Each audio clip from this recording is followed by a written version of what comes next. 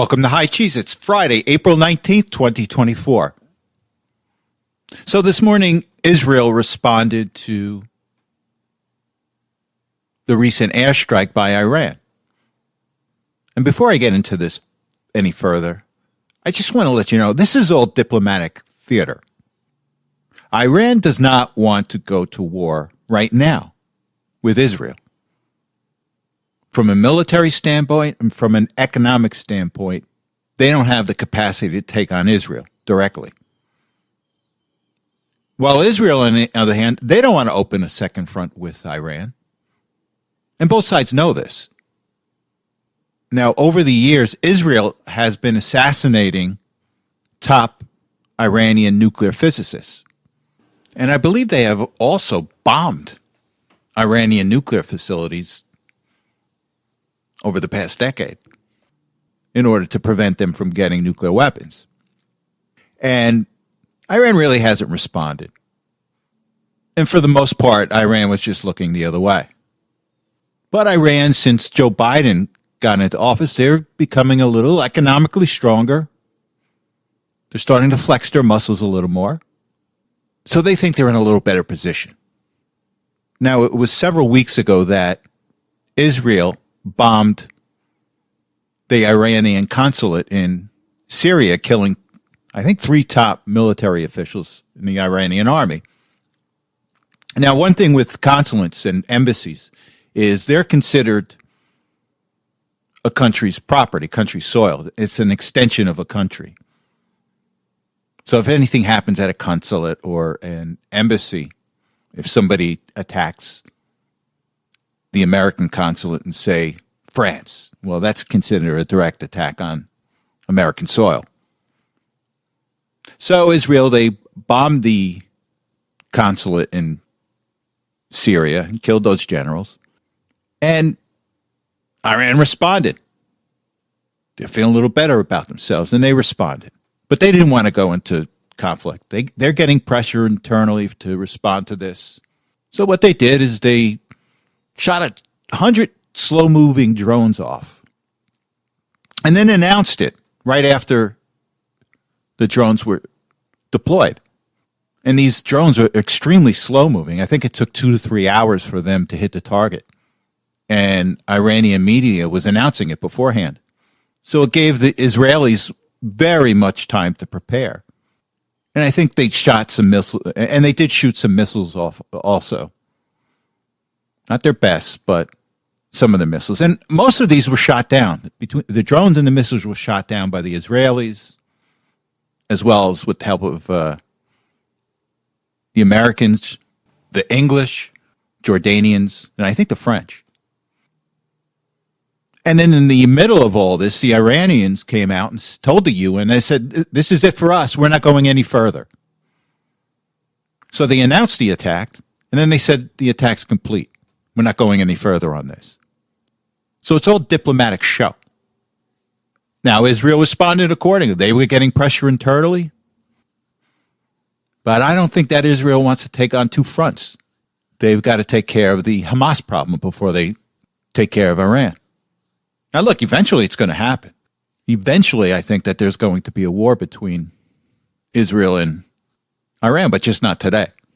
And I'll be very surprised if this thing escalates any further than it does. Now, Iran's going to continue to fund Hezbollah, continue to fund the Houthis, but it won't be any direct kinetic war between Iran and Israel right now, for now. So we shall see. Okay, on to the Stormy Daniels case in New York City. Now, apparently they've selected the 12 jurors, and they're in the process of selecting the alternate jurors. And quite frankly, I'm not feeling too good about this jury selection. From what I hear, they sound like your typical New York City liberal. There's been reports that the jurors, they get their information from the New York Times, CNN. Now, one thing that surprised me, I heard that there were 2 attorneys that they allowed on the jury, which is surprising. Years ago, I knew a trial attorney in New York City, and one of the things he always said is that you don't want to put attorneys in your jury because they have a tendency to see the trees and not the forest. And this is surprising. Now, one juror that they selected came back the next day and said, no, I really can't. I'm going to be biased here. Take me off. Also, from what I've heard is that there are left-wing plants in the jury pool, and they're going to get Trump. Now, you look at what Trump is facing here. He's facing a bad jury pool, a bad judge. Now, this judge is compromised. His daughter is a big fundraiser for the Democrat Party. I think the judge also has contributed to Joe Biden, and his wife has also made disparaging remarks about Donald Trump. So he should have been recused. Now, I think all of this is going to play in the appeal process because the way it looks, they're going to convict Trump on this bogus law. Remember, Alan Bragg's predecessor didn't even want to take this case against Donald Trump. And I don't think Bragg wanted to do it either because it's a weak case. They're trying to merge state law with a federal crime that didn't take place in order to get Donald Trump. But all they're looking is just for the headline. Trump convicted. And they want to get that done before the election because they think that it's going to hurt Donald Trump. Quite frankly, it's their last shot. It's the only chance that they have to get Donald Trump because in their mind, if they think they can get a conviction, all of Trump's support is going to dissipate. And evidence tells us that it hasn't. He's been indicted 4 times and he keeps on going up in the polls. So I don't think a conviction in New York City, a bogus conviction, is going to hurt Donald Trump. And here's why. Well, at least one of the reasons. I'm going to go to a clip. Now, the judge is requiring Donald Trump to sit at the trial and not go anywhere. He's got to go and sit at the trial. He can't go to his son's graduation. He was prevented to fly down to D.C. with these Supreme Court cases that will affect many of these cases against Donald Trump as well as the J6ers. And the judge said, no, you can't do it. Now, he's saying that, criminal cases, the defendant has to show up for court. Now, there are exceptions, but the judge says, no exceptions for Donald Trump. He's running for president. Nope, you can't travel. And Trump is funny. He goes, well, you're not going to let me travel? I'm going to do some campaign stops in New York City. And one of the things he did is he went to the bodega in New York City where a bodega worker was initially charged with murder by Alan Bragg for defending himself. I think it was about a year ago. A bodega worker was attacked, and he defended himself and killed the person that was attacking him at the bodega. And Bragg came in, charged him with murder, kept him in Rikers Island, initially gave him a $500,000 bail. Remember, this is the same Bragg that has been letting all these criminals out on no bail. And this bodega worker is now suing New York City and Alan Bragg for what they've done to him. And these charges were dropped. So Trump takes an impromptu campaign stops at this bodega. Now, here's the interesting thing, is that, listen to this clip. The bodega is in a heavily Hispanic community. I think it's heavily Dominican, heavily Puerto Rican. And hundreds of Dominicans and Puerto Ricans showed up cheering for Trump. And at the end of this clip, here's the one that I really liked. Listen to the background of these Hispanic Trump supporters breaking out into the national anthem. So let's go to the clip. This is a very exciting time for me because the bodegas, the association invited me, and I respect them and they respect me. They want law and order. They have a lot of crime, tremendous crime, where their stores are being robbed. And as you know, we're going to give New York a very good shot for the presidency. We think we should be able to do it. And we'll work with the governor, and we'll bring in a lot of federal money, but we have to straighten out New York, and that includes crime. And these guys have great people, great friends, but they have tremendous crime, so we got to straighten it out. Yeah, no, they believe. I heard 78% think it's a rigged deal, and it is a rigged deal. It's a rigged trial. Our courts, everything is screwed up in New York, and the whole world is watching. This judge is so conflicted. You understand that. You'll take a look at that. There's never been a judge so conflicted as this. It's ridiculous. And also, there's no crime. You know where the crime is? In the bodegas, where they come and rob them every week, or more than that. Well, I don't think so. There we go, Mr. President. You know what? I don't think so. I think we're doing better, Brian. We're doing better now than we've ever done. So I think it's having a reverse effect. You know what? All I want is fairness. So running for president, we're putting a big hit on New York. We think we can win New York. With 500,000 migrants that poured in and take over the parks, they took over your hotels, they take over everything. It's no good. And you know what they've done? They've destroyed so many people. The African-American community now is not getting jobs. Migrants are taking their jobs that are here illegally. Hispanics are not getting jobs. Migrants are taking the jobs. If you look at the unemployment is good for migrants now. It went up 10%, all migrants. And again, remember, African American, Hispanic American, Asian American, they're all losing. Unions are losing. It all comes out of Washington because they're losing badly. You know they're losing very badly. You do know that. They're losing badly in the polls. And I think you're going to see some numbers coming out now even higher. People don't like the persecution. They don't like what's going on. They don't like these fake prosecutors, deranged Jack Smith, the whole group of them.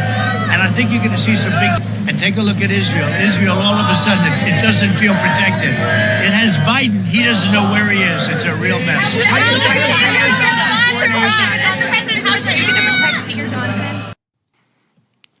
And this is why Trump is going to win. Now, he's going to lose rhino votes in November, but he's going to pick up Hispanic votes, African-American votes, Asian votes, middle-class voters that voted for Biden last time, because they see the destruction that is going on in this country right now, the destruction of the middle class. I'm talking about the entire middle class, lower, middle, upper middle class. They're being crushed by the Biden administration. And you cannot have a healthy economy without a vibrant middle class. And that's what Biden is destroying right now. And with that said, I want to go to another clip. It's with Stephen A. Smith. Now, Stephen A. Smith is a sports commentator. But this next clip, he's delving into politics. And he's talking about this lawfare that's going on against Donald Trump. And he comes from the sports perspective, where there's no DEI, in athletics at least. You beat your opponent by beating them, not by lawfare. And he can relate to what's going on with Donald Trump. So let's go to this clip, and then we'll come back and discuss. I got liberals working for me who will remain nameless, working on my staff and stuff like that. But without looking at them, I'm going to plead to them to understand where I'm coming from. I want to emphasize that I'm not absolving Trump from anything. I'm not trying to paint him as some good guy who's being victimized. That's not what this is about. What this is about is the end game, and people not willing to see the forest from the trees, understanding the damage that can ultimately be caused. You want Trump gone? Beat him. Is it possible that it could be perceived that you're going after Trump using lawfare because you can't beat him, because you know the issues don't favor you? Is that possible? And Smith, who's African-American, I think reflects a growing number of African-Americans that are voting for Trump because they see the fundamental unfairness that the DOJ and the Justice Department is placing on Trump for political reasons. And you can also relate to Smith from the athletic perspective because it's all about winning. It's not about cheating. Sports means nothing if you win by cheating. And I think that Smith is sensitive to this. So we shall see. And this has been a disappointing month or so for Speaker Mike Johnson.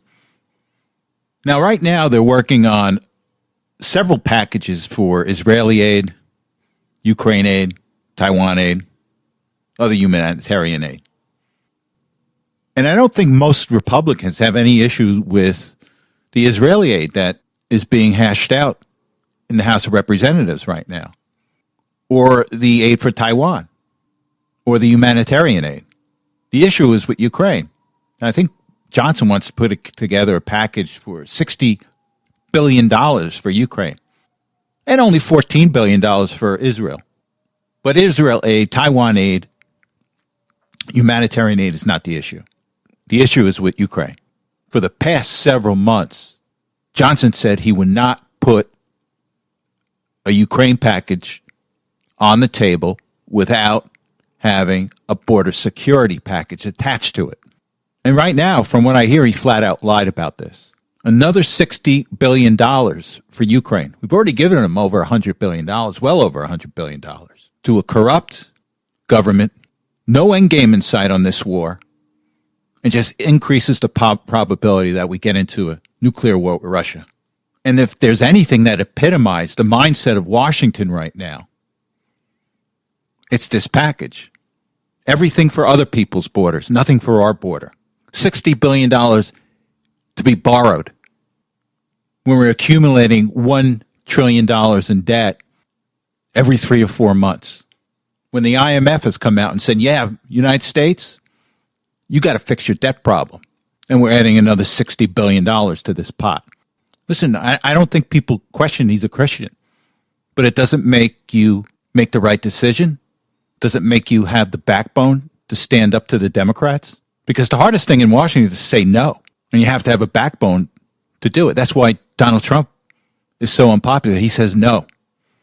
We don't want to go along with the way things have been done over the past 30, 40 years in Washington. But maybe Johnson's been co-opted, but it's very disappointing. Now, the question is, what happens next? Now, I know Marjorie Taylor Greene has put up a resolution to change speakers, and then they have to have another vote on it. I don't know where it's going to go. Now, I've said this before, Johnson's not long for the course.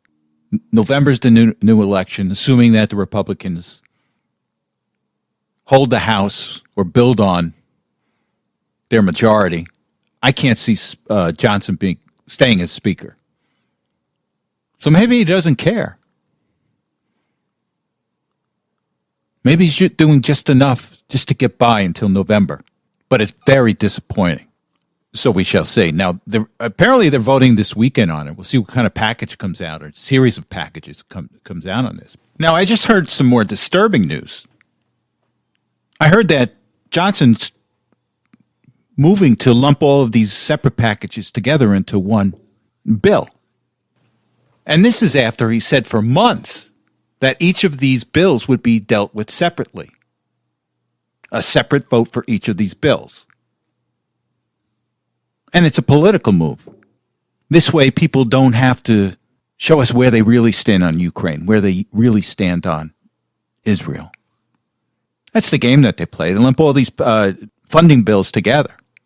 This way, everybody gets a little piece of it.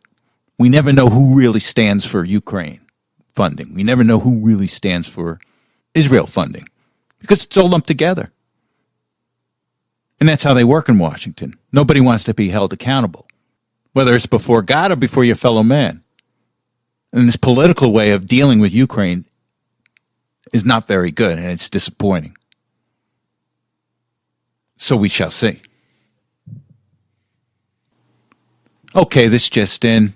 A man just set himself on fire, and apparently he's in critical condition, outside of the courthouse where Donald Trump's Stormy Daniels case is being adjudicated. Now, that's all I have right now on this. If there's anything else that comes out, I'll let you know. Now, here's another report that came out regarding the cost of illegal immigration in this country since the Biden administration. And let me read the headline here, and this is from Breitbart. It says, illegal immigration costs American taxpayers over $150 billion a year. The latest estimates published by the Federation for American Immigration Reform last March show that millions of illegal residents, crossing the border in the United States costs taxpayers more than $150 billion annually. And quite frankly, I think this estimate is too low. I think this organization overestimates the amount of tax dollars that these illegal immigrants bring to federal, local, and state coffers. And again, you have to understand that this $150 billion a year, not tax money, it's borrowed money, which just adds to the current deficit that we have. So the Senate dismissed all charges against Mayorkas this week. Now, Mayorkas was impeached by the House, and according to the rules of impeachment, they're impeached by the House, and the case is adjudicated in the Senate. Well, the Democrats in the Senate just got together and dismissed all of the charges against Mayorkas. They were using some convoluted legalese to do so. But that's how the Democrats work. Just pervert the law. Just pervert precedent to get your desired objective. Take a look at what they're doing to Trump. But I wasn't surprised by this because the Senate is controlled by Democrats. So we shall see. I was kind of up in the air whether I was going to play this clip. It's with Katie Couric, and she's being interviewed by Bill Maher. And she makes a series of condescending remarks about the MAGA movement. And the reason I was up in the air about whether I wanted to play this or not is because, look, Katie Couric's not the brightest bulb in the room, but she does parrot the feelings of the media and the so-called elites in this country. So let me play this clip, and then we'll come back and discuss. It has never been such a stark divide. Right. And I feel like, to your point, Bill, the socioeconomic disparities are a lot, and class resentment is a lot, and anti-intellectualism and elitism is what is driving many of these anti-establishment, which are Trump voters, Right. or anti-establishment Absolutely. voters. Just a couple of observations. The first observation I wanted to make about this comment is that Katie Couric assumes that she's an intellectual. She's part of the elite. And she doesn't realize that the media is nothing more than a tool of the deep state, the so-called elites. So she comes across quite arrogant regarding this. Second thing has to do with class resentment. Oh, you hate me because I make more money than you. That's not what it's all about. She doesn't realize there's many, many people in the MAGA movement that have done well for themselves. They just want a system that benefits their children, other Americans, and that hasn't been happening over the past 40 years. So you have to understand that people like Couric, people in Washington, they've got the attitude of, well, I got mine. The heck with you. And that's not what MAGA is all about. And they don't have the emotional or the intellectual capacity to understand this. MAGA wants to raise everybody. They want a system where everybody can flourish. They want a strong middle class. And that's not class resentment. That's making policies for the middle class, making policies that will benefit a strong middle class. Because you take a look at history. Once a country loses its middle class, it's got problems. It's got huge problems. And that's what the MAGA movement's trying to do, to save this country. America first. Because if the middle class is lost, there really will not be a country anymore. And this whole thing she's talking about, they're anti-intellectual, they're anti-elitist. Well, here's what's happened to the American people over the past 40 years. They've put faith in certain people in Washington, certain bureaucracies and certain institutions in Washington, that they would create an economic environment that would benefit everyone. They would create an environment that people can pursue their religion, But these so-called elitists disappointed, the intellectual class. They disappointed us. And what they found over the years is that these so-called elites, they're not very smart. They may have the power of the government behind them. They may have the power of a lot of money behind them, but they're not very smart. And we remember what Donald Trump has said many times at his rallies. You are the elite, not them. You are the elite. You're the driving force of this country. You produce the most things for this country. You pay the most taxes in this country. And these institutions have done a good job of making you not believe that, but it's too late for them.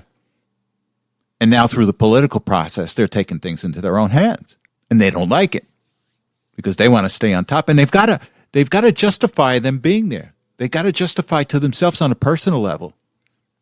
Well, I must have done something right. That's why I was able to do a TV show or have a so-called journalist career. But they can't do that if MAGA comes in, if Donald Trump wins again. Because we all question the institutions today. Journalism, Washington, a number of other ones. And to me, this is a Hillary Clinton deplorable comment light. But it's just the condescending attitude that she has. Is that, Katie, is that a way to look at your fellow Americans?